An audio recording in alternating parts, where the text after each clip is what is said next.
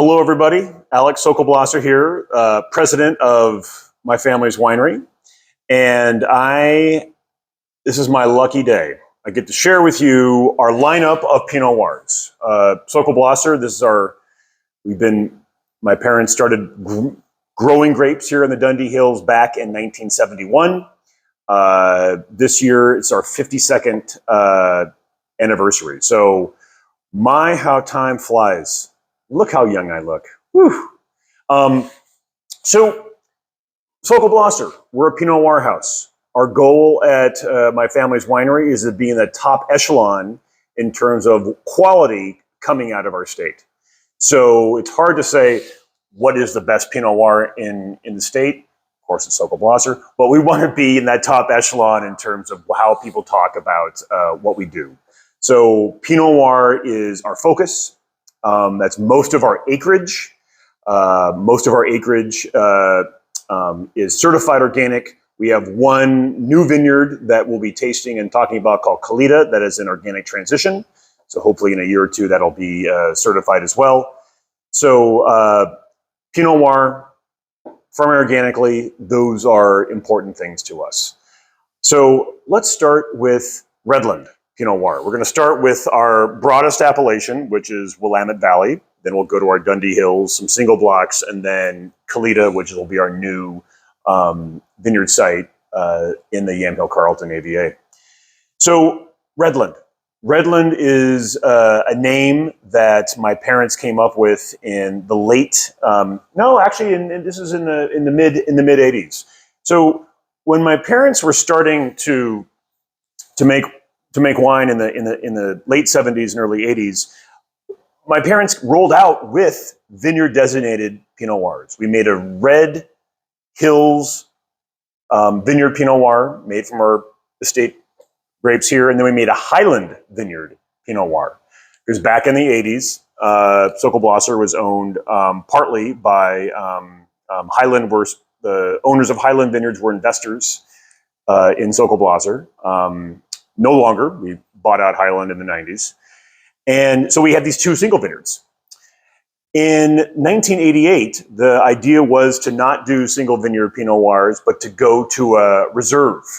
So in 1988, we rolled out with our Redland Reserve Pinot Noir, 1988. That was I believe the first year, or maybe it was 87. My mom and dad will know. But so Redland signified our reserve level, our top blend of both Red Hills Vineyard and Highland Vineyard. So Red Land. Get it? Okay. So today, what Redland means to us is that is our Willamette Valley blend. So whatever doesn't make the cut for our Dundee Hills Pinot Noir or a Kalita Vineyard Pinot Noir will roll into our Redland Redland blend Pinot Noir. You can see it is the only wine here that has a screw cap because some people don't know how to use corkscrews. I'm sorry. Hopefully you can help them understand how to use a corkscrew. Has a screw cap.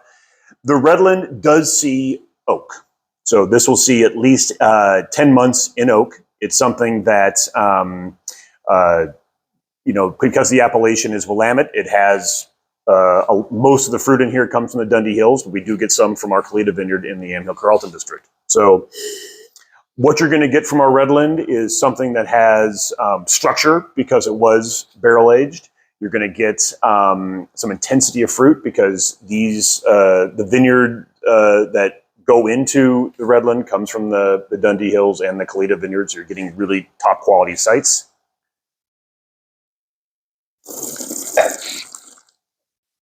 And it's going to be a little bit fresher in terms of the focus on the fruit. So it may not have the density, the complexity, the wine that'll make you think as we go down the line here. But Redland is ready to drink right away. So it's really our tends to be maybe our by the glass offering. All right. What is next? What's next is our Dundee Hills. This is where our estate Dundee Hills Vineyard levels start. So here in the Dundee Hills, now again, we have 3 estate vineyard sites. We have our Dundee Hills estate, which is about 89 acres. We own and farm Kalita, which is about 22 acres in the Yamhill Carlton district, AVA. And then we have a long-term lease and farm Blossom Ridge, which is a 16.7 acre vineyard in the Willamette Hills. So this is all from our estate vineyard here in the Dundee Hills. This was an oak about 16 months, so a little bit longer oak aging than the Redland. And this is probably one of our larger production wines. This is, depending on the vintage, anywhere between 3,000 to 5,000 cases. So, and that really depends on what the vintage is. But it has longer time in oak, and when you're focusing on the deep volcanic soil that we have in the Dundee Hills, what we call Jory, you're going to usually typically get that red fruit character, that red cherry, that red raspberry, red strawberry. Yes, there are black raspberries, so that's why I say red raspberry. You're going to get some of that forest floor, and you get some of that traditional Dundee Hills character. Let me just make sure I said that right. Smells good.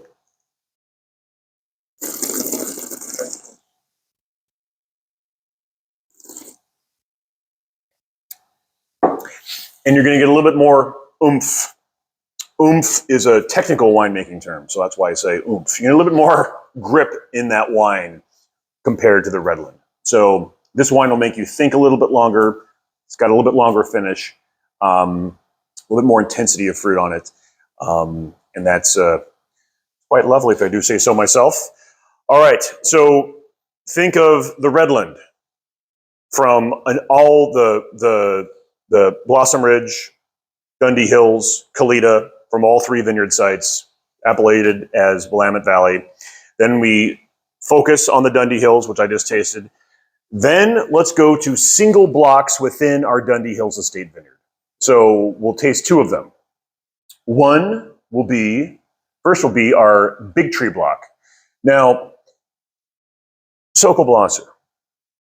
Sokol's my mom's maiden name. Blosser's my dad's last name. They weren't too creative in coming up with the name of the winery. They just used their last names. Okay? Well, and that extended into what we name our picking blocks. We have a little over 30 plus picking blocks within our vineyard, and they're all named after something that used to be there. So it's not like we came up with any kind of crazy names. They came up with names that used to be there. Can you guess what used to be in Big Tree block? Okay, time's up. Yes, it was a big tree. Big tree. I used to climb this large broadleaf maple tree, big leaf maple tree, as a kid. And it was a little bit of a traumatic experience because I came home one day after school and my dad cut it down. So I'm still recovering from that experience. But Big Tree was just in the middle of the vineyard. And it was an apex tree. It was just a signal tree. It was beautiful. We cut it down because maples tend to suck all the water away around from all the vines. So all the vines around Big Tree were not happy. So I can understand why my dad cut it down. But to this day, that 7-acre block is called Big Tree. So all the grapes come from the 7-acre block, and Big Tree, year in, year out, produces some of our bigger tannin Pinot Noirs. We actually, for Big Tree, for the 7-acre block for Big Tree, we actually focus a certain cooper onto this block. And because the cooperage we like for Big Tree, which is Dargel and Jaglay, I'm sure I just butchered the French. I can barely speak English. That just accentuates what Big Tree has to offer, which you think of big, it is big. Bigger tannins. And this also was an oak for 16 months.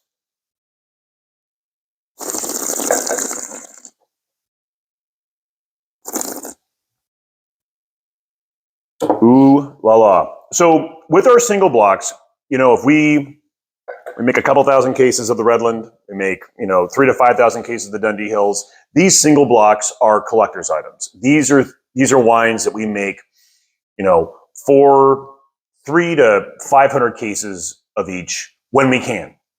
We don't make Big Tree every year. So as someone who sells the wine, that might be a little bit frustrating. Like, oh, you made a placement with a Big Tree, but we didn't make it the next year. So I'm sorry.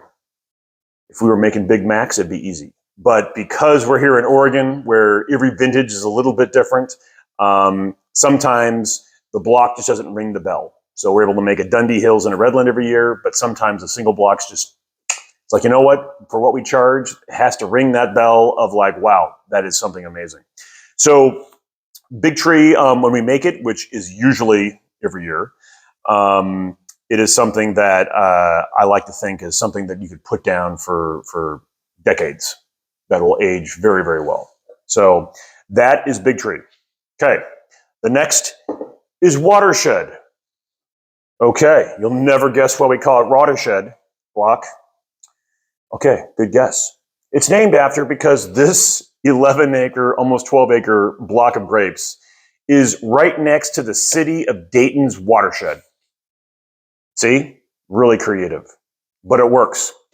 So our winery or vineyards were in the city of Dayton in the Dundee Hills, and the watershed is our highest elevation vineyard here in the Dundee Hills for us. So highest elevation means like 600 feet. We're filming this at the winery, which is around 330 feet. So it's a little bit higher up the hill. What I love about Watershed is that this is second generation Watershed. So all of our estate vineyards, actually, to complicate things, had to be replanted in the late, we started replanting in the early aughts and finished all of our replanting around 2009. And the last replanting really was up here in Watershed. So Watershed was something that used to be Pommard and now is mostly Pommard clone and Wadensville. So, and here at Sokol Blosser, it takes a couple things to make a great wine. And so we don't just focus on what the clone is. It's actually, it takes, I'll tell you a little secret. It takes 4 things to make a great wine. Great Pinot Noir. You need to be in the right climate. You need to be for the varietal you want to plant. You need to have interesting soil. And third, you need to choose the right clone you want to plant on. And fourthly, and these are all equal shares of importance. And fourthly, you need to have the right rootstock to plant on, because we had to replant because of phylloxera. So that was being one of the pioneers in the Oregon wine industry. That's where it hurt us, because we planted on own rooted vines. We had to replant everything on phylloxera-resistant rootstock after we started getting phylloxera in the late 1980s. So long story short, or short story long, here we are in Watershed. Like Big Tree, this was in oak about 16 months. To use a variety of Coopers.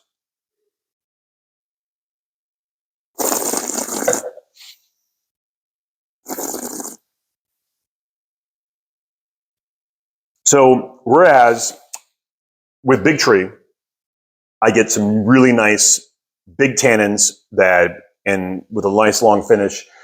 With Watershed, there tends to be quite an intensity of fruit on this one that also has some tannins. So to me, Watershed has fruit, tannins, and just a little bit of astringency on the finish, and that's very much Watershed. Whereas with Big Tree, you get these big beefy tannins that are like, wow, that's fantastic.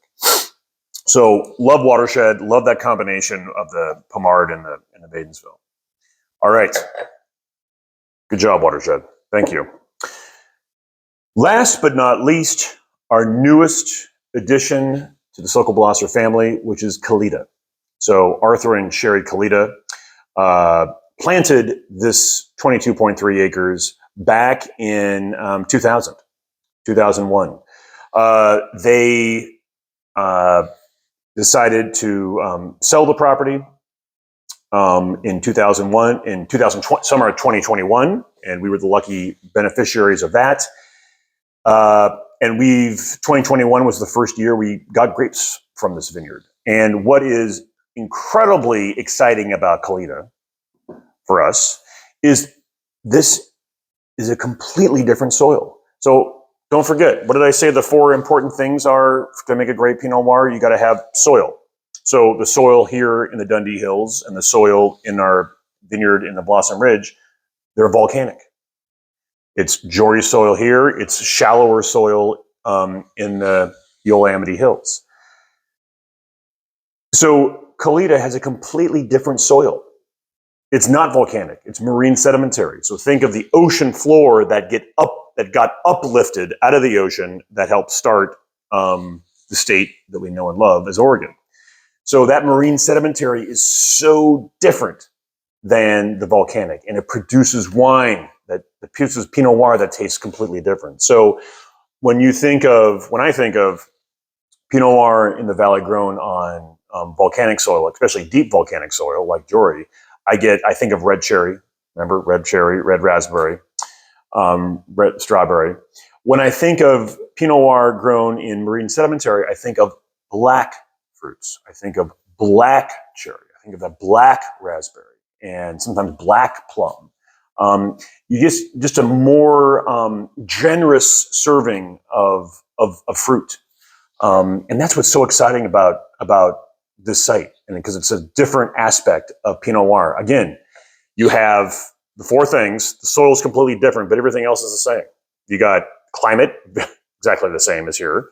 You got planted on the Pinot Noir, same clones as here, and rootstocks, same rootstocks as here. So the big differentiator is the soil. How we make Kalita, we're learning. With a new site, it's going to take years. So to learn what certain blocks, what they need, what coopers work, so it's going to be exciting. Let me taste. See, it smells different.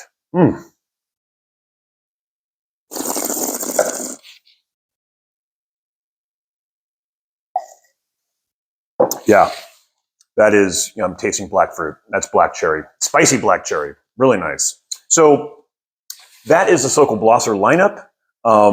Thank you for taking the time to taste through these wines with me. I hope you're able to find some thirsty individuals out in the marketplace who would like to know the story of my family's winery and would appreciate these wines. So, because at the end of the day, wine is food.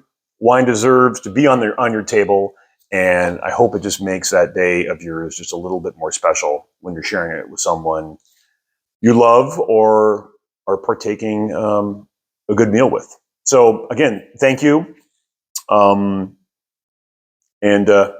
Yeah, drink on. Take care.